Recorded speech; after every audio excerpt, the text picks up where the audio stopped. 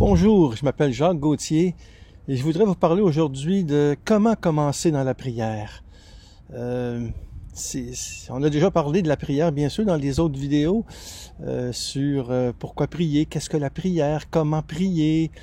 Mais dès qu'on a décidé de prier, dès qu'on a pris la résolution vraiment de prier à chaque jour et de se fixer un temps limité, un temps fixe comme le matin ou le soir, ça dépend de chacun, eh bien, il s'agit de commencer.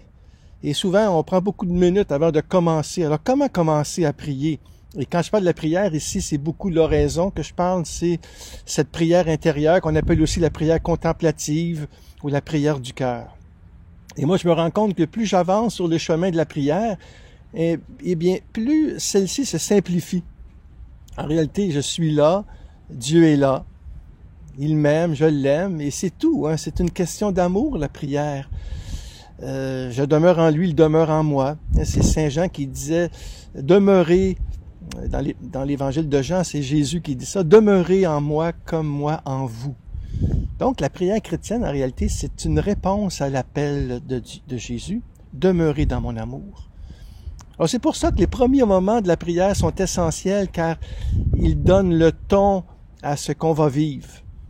Et moi, je commence toujours dans mon... je prie devant mon coin de prière, je me suis fait un petit coin de prière dans mon bureau, et je commence toujours par allumer une bougie, et je fais un signe de la croix très lentement, et parfois je chante une hymne qui est en lien avec le temps liturgique que je vis. Ça peut être pour la fête d'un saint, ça peut être le temps de Noël, le temps du carême, le temps de Pâques, de la Pentecôte, une hymne qui colore la journée que je connais. Bon. Ou bien, toi-même, tu peux choisir ce que tu veux, hein? Mais c'est bien de commencer par un chant, ou tu peux commencer par un Notre Père, une invocation à l'Esprit Saint, ou un verset d'un psaume. Moi, j'aime beaucoup, dans la liturgie du jour, il y a toujours un extrait au début de la prière, l'antienne d'ouverture, ça nous aide à prier. Ça peut être « Seigneur, tu es ma lumière et mon salut », ou « Seigneur, aide-moi, je tombe en ruine ». Il y a toutes sortes de prières qui sont très bien adaptées à ce que nous vivons. C'est bien aussi de faire une invocation à l'Esprit Saint, parce que c'est lui qui est le maître de la prière. C'est lui qui nous intériorise, c'est lui qui nous aide à prier, à rencontrer le Père. Et nous prolongeons dans l'Esprit Saint la prière de Jésus au Père. Et c'est ainsi qu'on rentre en relation profonde avec le Christ, qui est présent en nous. Alors c'est par lui que le Père se révèle dans son esprit. Et puis on laisse les soucis de côté en les offrant au Seigneur. Alors moi, je vous partage mon petit rituel, c'est très très simple. D'abord, avant d'entrer en prière dans mon bureau, comme je vous ai dit, j'allume une bougie, puis je me tourne vers deux icônes que j'ai, l'icône de Roublev, le Christ Pantocréator, ou l'icône de la Trinité. Puis, après avoir chanté une hymne, justement, je m'assois bien droit sur mon petit banc de prière, et là, j'entre dans l'oraison silencieuse, en fermant mes yeux. Bon. Alors, tout de suite, je commence par un acte de foi. Il dit, Seigneur, tu es là présent dans mon cœur et je t'adore. Il faut toujours commencer la prière par un acte de foi. Des fois, on prend beaucoup de minutes, on tourne en rond, tout de suite, on fait un acte de foi en la présence de Jésus en nous. Ça peut être aussi « Viens, Seigneur » ou « Seigneur, je t'aime ». Et j'accueille, moi, ce qui monte, tout simplement. Et mon attention au Christ, j'essaie qu'elle soit le plus amoureuse possible, mais je ne suis pas toujours attentif, bien sûr, parce que j'ai des distractions. L'attention à Dieu, c'est une grâce que le Seigneur donne. Mais le Seigneur, ce qu'il regarde, lui, c'est ton intention. C'est de vouloir prier, c'est d'être là pour lui. C'est l'intention du cœur qui importe. Puis quand les distractions m'envahissent, c'est normal. Il y a juste les morts qui n'ont pas de distraction. Alors quand les distractions m'envahissent, ben, je les accepte comme telles et je les offre à Dieu. Puis parfois, quand ce sont des belles distractions, des belles pensées, ben je peux les noter sur un papier. Ou bien des fois, tout simplement penser que j'ai un rendez-vous à tel endroit ou que au lieu que ça m'achale durant tout le temps de l'oraison, eh bien je le note sur un papier. Puis je reviens doucement à mon recueillement. tout en sachant que l'important, en réalité, dans l'oraison, ce n'est pas de faire le vide, mais c'est de communier au Christ dans un cœur à cœur. Et puis, à un moment donné, je relance parfois ma prière par un Notre Père, un acte de foi à l'Esprit Saint, mais c'est de commencer, vraiment bien commencer par un acte de foi. Et dans ce temps de recueillement, eh bien, on peut répéter le nom de Jésus. Ça nous aide à fixer notre esprit, parce que notre esprit vagabonde. Mais on dit tranquillement le nom de Jésus. Moi, j'aime bien dire, Jésus, puis des fois que ma respiration. Mais tout ça, ça vient naturel. Il n'y a pas un matin pareil, il n'y a pas une prière pareille. Hein. Le Seigneur nous donne toujours la prière qui nous convient à chaque jour. Et cette prière-là, c'est lui qui nous la donne. Non, nous avons à l'accueillir. Alors, ce temps-là, je dirais, de silence peut durer une vingtaine de minutes, 30 minutes, c'est pas vraiment fixe.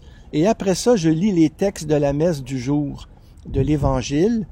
Et à ce moment-là, je suis attentif à discerner ce que Dieu veut me dire par sa parole. Et souvent, c'est une parole d'encouragement, c'est une exhortation. Le Seigneur, il est là dans sa parole. Nous ne prions pas dans le vide, nous.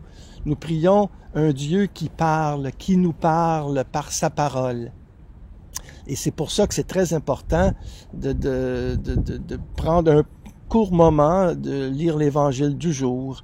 Puis à ce moment-là, on s'unit à tous les chrétiens qui célèbrent l'Eucharistie quelque part. Et si on ne peut pas communier sacramentellement, eh bien on peut faire une prière de désir, une communion de désir. J'en ai déjà parlé dans une vidéo précédente, alors je vous invite à aller voir comment justement vivre cette communion spirituelle. Et puis après ça, écoutez, on termine la prière des fois par un Notre Père. J'aime aussi terminer par une consécration à Marie. Alors, c'est chacun ça qui est libre là-dedans et que l'Esprit Saint va véritablement inspirer. Mais la prière, c'est fondamentalement une rencontre où se croisent deux regards et deux désirs. Hein? Le regard de Dieu pour toi et toi pour lui. Le désir, Dieu te désire, et toi aussi. Puis c'est deux soifs. Le Christ a soif de toi, a soif de ton salut, de ton oui pour lui, et toi, tu as soif de lui. Et c'est pour ça que dans ce moment de prière-là, la prière contemplative, un temps de silence, on est là vraiment pour Dieu. C'est important. Il s'agit de demeurer dans l'amour du Christ, comme je disais au début. Mais tout ça, l'important, c'est de bien commencer. Et je vais vous lire un extrait d'un livre que j'ai écrit justement, le Père Caffarel, Henri Caffarel, maître d'oraison. Le Père Caffarel, lui, qui est né en 1903 et décédé en 1996, c'est le fondateur des équipes Notre-Dame et de la maison de prière de Troussure. C'est un grand pédagogue de la prière, de l'oraison. Et j'ai publié ce livre-là aux éditions du Cerf. Et il y a un très beau passage où il montre de l'importance de bien commencer dans la prière. Alors, c'est ce que je veux vous lire. C'est pas tellement long. Je vous engage donc vivement à veiller aux gestes et attitudes du début de l'oraison. Une génuflexion bien faite, acte de l'âme autant que du corps, une attitude physique nette et forte de l'homme éveillé, qui est présent à soi-même et à Dieu. Ou bien peut faire un signe de la croix, mais qui est lent, chargé de sens. Lenteur et calme sont d'une grande importance pour rompre le rythme précipité et tendu d'une vie aussi affairée que la vôtre. Quelques instants de silence, comme un coup de frein, ils contribueront à vous introduire au rythme de l'oraison et à opérer la rupture nécessaire avec les activités précédentes. Donc, c'est important d'avoir un moment de silence. Hein? Et le Père Caffarel continue. Il peut être bon aussi de réciter une prière vocale, mais très lentement, à mi-voix. Prenez conscience. Alors, je ne dis pas de la présence de Dieu, mais du Dieu présent, un vivant, le grand vivant qui est là, qui vous attend, vous regarde et vous aime. Il a son idée sur cette oraison qui commence et vous demande d'adhérer pleinement à ce qu'il veut.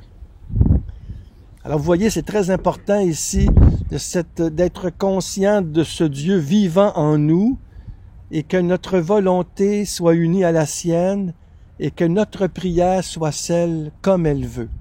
Donc, bien commencer la prière. Et je termine justement par une très courte prière. Seigneur, donne-nous la grâce de la prière intérieure. Aide-nous à bien commencer ce cœur à cœur avec toi. Envoie ton esprit sur chacun de nous pour que nous soyons fidèles à ce rendez-vous d'amour que tu nous invites à vivre chaque jour, toi qui vis et règnes avec le Père dans l'unité du Saint-Esprit pour les siècles des siècles. Amen. Alors au plaisir de vous revoir et bonne prière. À la prochaine.